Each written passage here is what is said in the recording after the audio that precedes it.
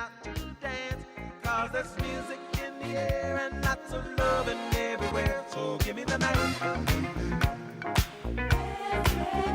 Give me the night. So come on out tonight and we'll leave the others on a ride to paradise. And if you feel alright, then we can... I was having a lovely morning. I'd even put my George Benson CD on. I was looking forward to a bit of Shalimar. That's how good I was feeling. Until Angie, my darling sister, came by for her usual Friday morning catch-up. Catch-up, all right. She started even before the kettle was on. Jackie, you don't seem yourself today. What's the matter, love? Something going on with you and Peter? The family? Basta? What is it? You had some good news? I'm fine, Ange. So is Peter, the kids and the dog. All's great. It's just what? She quickly asked. Come on, you can tell me. We've shared everything since we were small.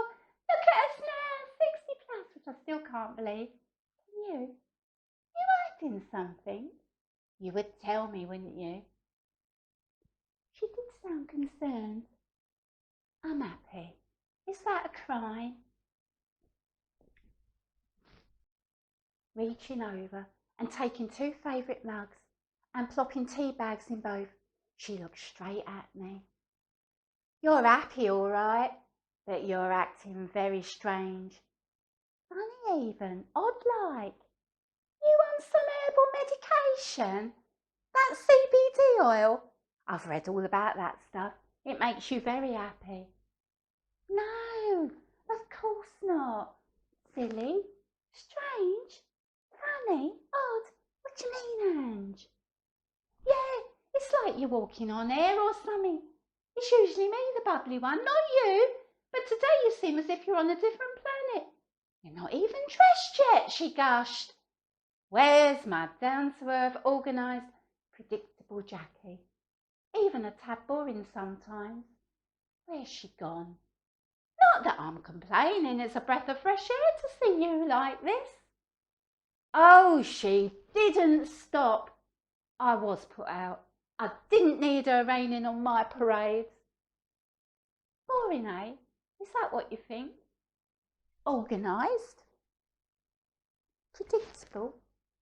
I can take that.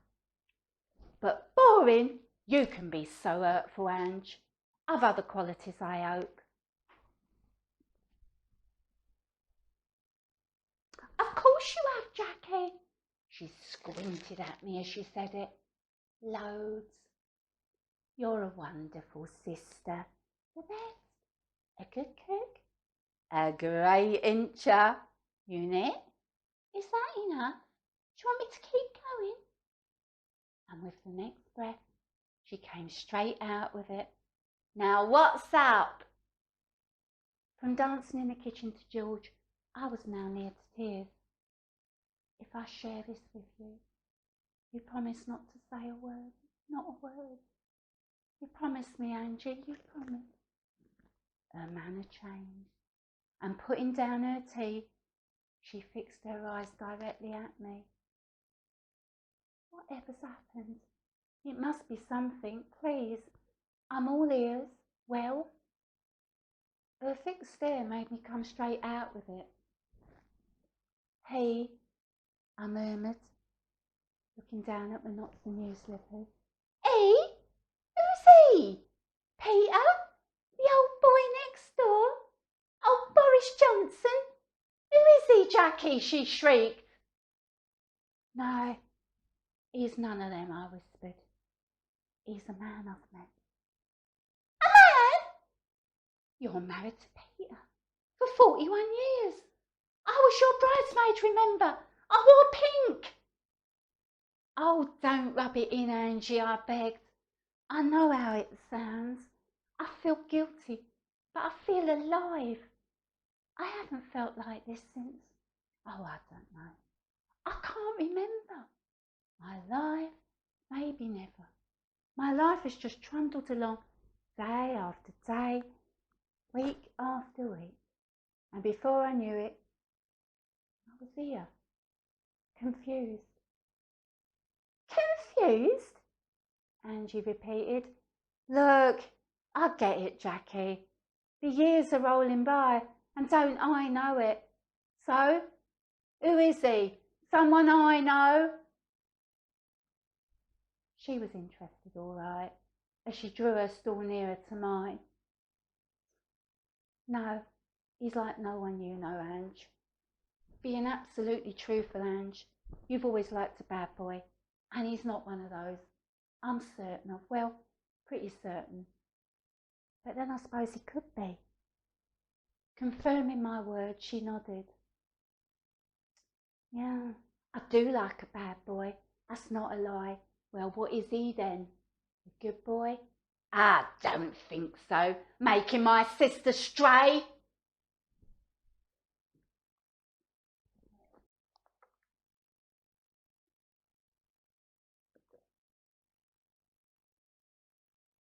Responding with a flutter of butterflies as I thought of the time spent with the stranger only the day before. A gentleman, actually, who has manners. Nice hands, manicured nails, and smells like lemons. And for the record, I haven't strayed. Her look said it all. Where'd you meet him, this gentleman? I told her as I rinsed the mugs under the running tap. Turning away from her made the words seem distant somehow, like I was talking about another woman, not the one in her shabby dressing gown. Well, at the supermarket yesterday. He packed my shopping for me. It was one of those community project thingies. For charity. Then he helped me with my bags to the car. It was a week's shop, you know, a lot of bags. I thanked him and said in a soft velvet-like voice, "You're welcome." It was then, just for a few seconds, it was just me and him. Everything else faded into the background. Like what you see in the movies. The blurry haze and all that. With stars twinkling around us both. I'm sure I heard music. It was then I found myself asking him if he'd like a coffee with me. He said okay. So that's how it happened. Angie walked over and stood next to me. Happened? What happened? She was quite firm, raising her voice as if I was miles away from her. Coffee happened. What you think, Ange? Where? She quizzed. No, in that little coffee shop near the supermarket. That's where. The one that's a bit pricey. I suppose you pay for the ambience. All those cosy chairs and sofas in pretty prints. Linen stripes, the old wooden tables, vintage clocks like Nan had. And a single bloom in a heavy glass vase. That's where there. She wanted more. So raising her eyebrows and leaning towards me, she said, and? So I gave her more. And? What do you want to know? Go on, tell us. What you talk about, you and this gentleman? All right. Nothing much. No, nothing much. I felt all the happiness of my secret of only half an hour ago slipping away as Angie blurted at me, "Nothing much? You and him having a coffee? Nothing much? What's his name? Where's he live? Is he married?" Oh, she was like the dog with a proverbial bone. I wish he'd shut up. I don't know his name or if he's married, Angie. I was getting agitated with her. It didn't really matter. We shared a coffee, that's all. He put lots of sugar in his and stirred it for ages while I sipped at my skinny latte, taking my time, enjoying the unexpected male company. He spoke a little broken English. I asked him where he lived. He said, "Here now." So I asked, "Before here?" "Are European," he answered. "Oh, European," I repeated, a little surprised. Angie shouted, "European? European? Bloody European?" "Yes, that's what he said." And I shouted back at her, "Yes, Angie, European." "Could be from anywhere. What's he hiding from you, Jack?" she suspiciously asked. European. Did he look Russian? Russian, Ange? What do Russians look like? Angie seemed irritated with me. Oh, I don't know. Like the president there. His name, Vladimir Putin. That's it, that's him. No, Angie. To whatever he looks like, he sounds more like a posh cocktail. I love a Vladimir Putini with a cherry on the side. I mimicked. All right, Jackie, she kinda laughed. Now, do you think he was French, Italian, or a bit more Eastern then? I don't know. I felt the butterflies again and twisted my hair nervously. All I know, he was different. Yeah, different. With amazing blue-grey eyes, like steel, and made me feel so attractive when he looked at me with them. It's been a long time, Angie, since I felt attractive. I shouldn't have done it. You know, ask him like. I don't know what came over me. I know what came over you. She smiled then and reassuringly said, Ah, stop now. You were just being friendly. No harm done. Now, did he say any words in his own language? Well, he did say Archu. And I said, bless you. No, Archu. Then he took my hand and he kissed it. Oh, thank you, I said. He nodded, smiling. His eyes crinkled at the corners, just a little. But I couldn't tell his age. At that moment, I hoped he couldn't tell Mom. Angie gave me a squeeze and tucking gently said, All right, Jack, you look pretty good, girl. Now, Archu, come on, let's Google it. Oh, bloody hell, he's Lithuanian, Jackie. Well, whatever he is, Angie, I won't be seeing him again because he said ciao. Angie exclaimed, Ciao's Italian.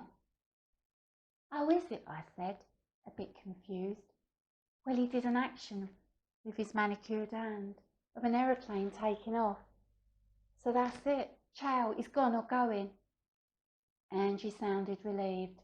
Well, that's it then, sorted, as she put the mugs away. I suppose it is. You promised, remember? Not a word. Angie smiled at me. Of course, not a word. My lips are sealed. But I've been thinking, I'll come shopping with you next week, Jack. You never know, we might meet a couple of Europeans with any luck. And she winked at me.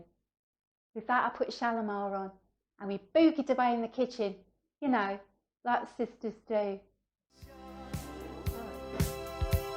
Baby, I can make